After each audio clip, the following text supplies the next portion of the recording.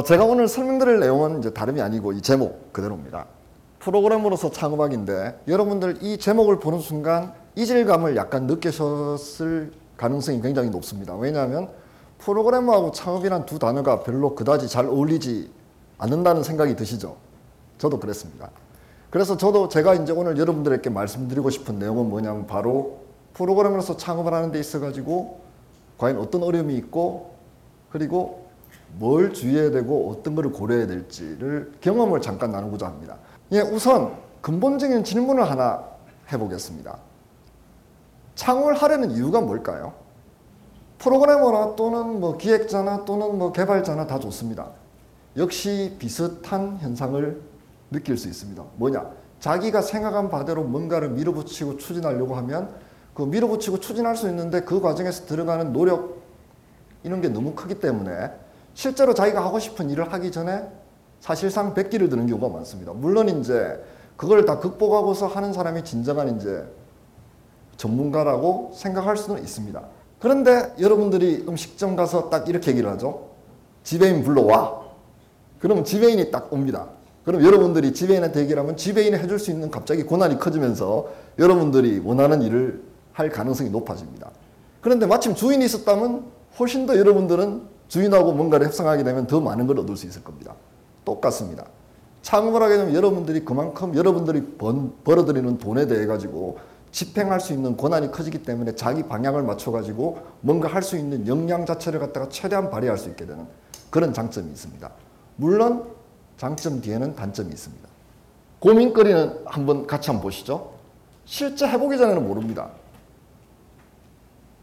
여러분들 빌딩 30층에서 뛰어내리면 어떻게 되죠? 해보지 않아도 알 수 있습니다. 그렇죠. 하지만 창업이란 거는 빌딩 30층에서 뛰어내리는 거하고 좀 다른 유형의 어떤 그런 특이한 아주 액티비티, 활동이라고 볼 수 있습니다. 따라서 제가 오늘 여러분들께 최대한 어떻게 보면 감을 느끼도록 설명을 드리려고 하지만 아마 실패할 거라는 제가 생각은 드는데요. 왜냐하면 실제 해보기 전에는 모르기 때문입니다. 저도 솔직히 고백드리자면 5년 전에 한번 창업을 하려고 살짝 시도를 했는데 너무나 겁먹은 나머지 도망쳤습니다. 결국 다시 회사에 들어갔다가 올해 2월에 다시 제가 이제 용기를 내가지고 다시 시작을 했습니다. 저는 40이 넘었습니다. 그리고 프로그래머입니다. 지금 오늘 오전까지 제가 프로그램 짜다 왔습니다. 하지만 이제 창업을 했다는 사실 자체에 여러분들은 이제 저도 하는데 여러분들이 만약 어느 정도 경영자적인 그런 수완이 있고 의지가 있다면 못할 거 없다는 것을 제가 이제 실험적으로 보여드리는 그런 아마 자리가 될 수도 있을 것 같아가지고 제가 굳이 오늘 이런 어려운 주제를 택했습니다. 자, 그럼 창업하면 이제 제일 먼저 생각나는 게 이거죠. 돈입니다. 돈. 기업의 가장 큰 목표는 뭡니까? 이윤 창출입니다. 나머지 모든 것은 이윤 창출에 따른 부수적인 효과일 뿐입니다. 제가 이제 이런 얘기를 하게 되면 상당히 이제 어떻게 보면 뭐 신자유주의 아니면 자본주의 이런 식으로 생각하시는데요. 그게 아니고요. 기업 자체가 만일 돈이 없게 되면 기업 자체가 존재할 수가 없습니다. 법인, 개인이 아니고요. 자연인이 아니고 법인으로서 존망이 걸린 문제입니다. 따라서 반드시 돈이 있어야 됩니다. 돈은 혈액과로 똑같습니다. 그런데 말이죠. 돈을 벌려면 돈이 있어야 됩니다. 여기서부터 바로 딜레마가 시작됩니다.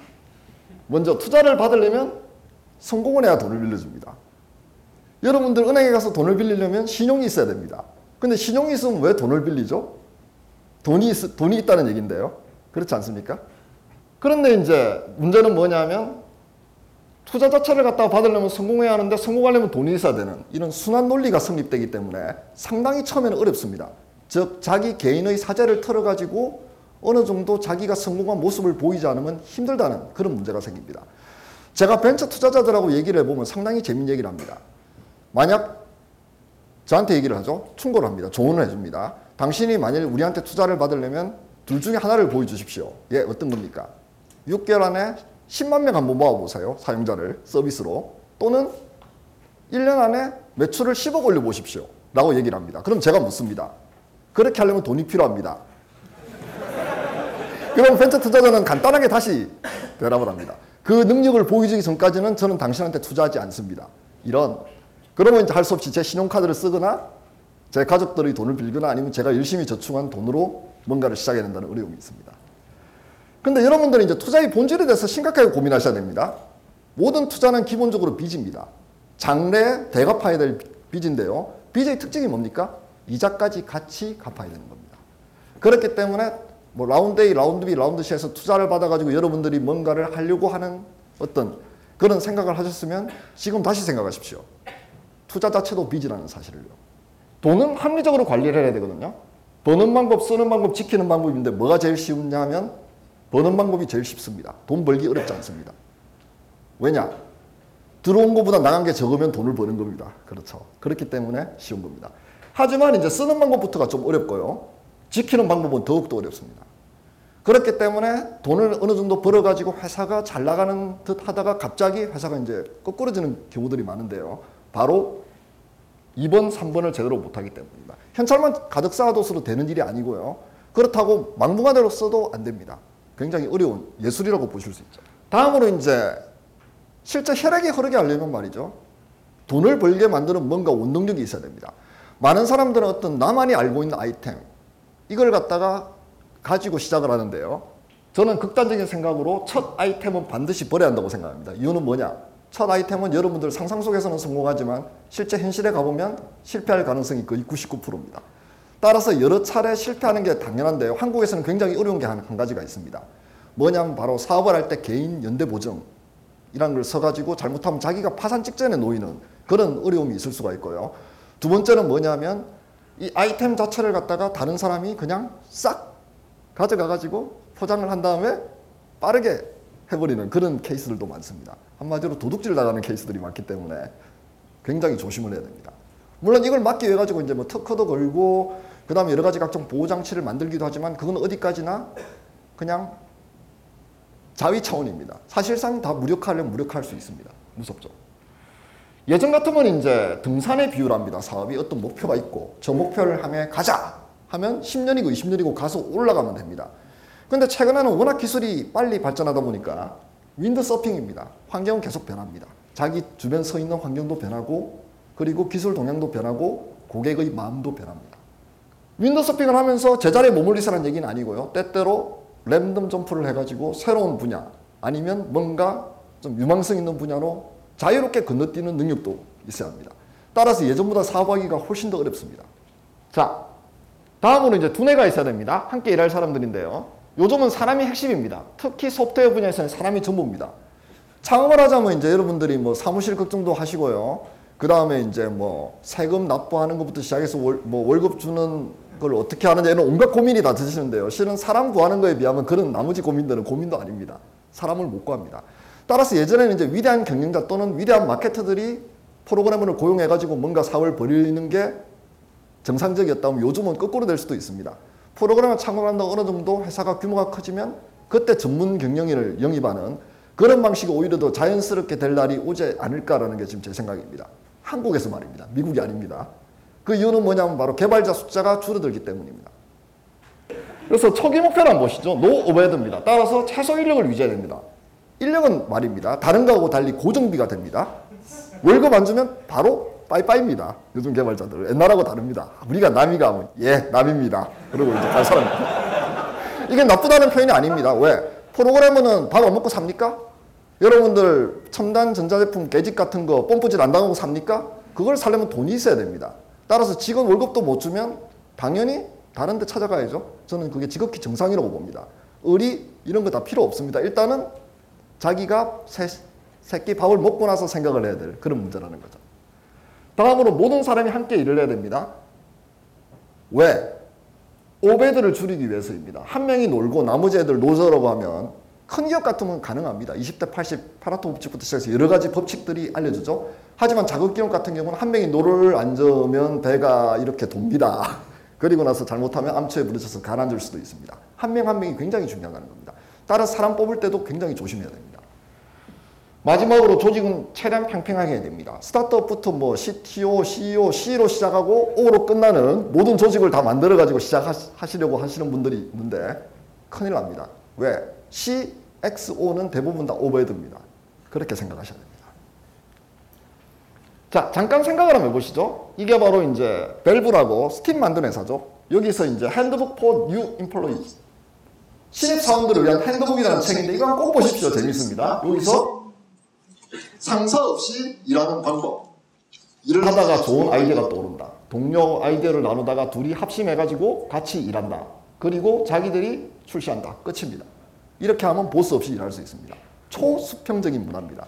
근데 대부분 벤처는 이런 식으로 동작을 해야 됩니다. 위에서 뭐 명령 내리고 어쩌고저쩌고 하다 보면 경쟁사가 가뿐하게 앞지는 모습을 보게 될 뿐입니다.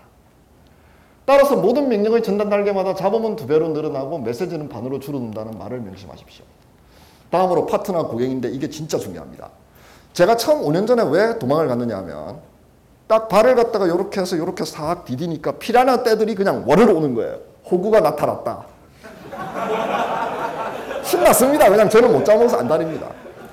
그래서 여러분들이 보시면 사자하고 사기꾼이 있습니다. 요거 2개 구분하셔야 됩니다. 사기꾼은요, 보면 표가 납니다. 저를 이용해 먹겠다는 강한 불굴의 의지.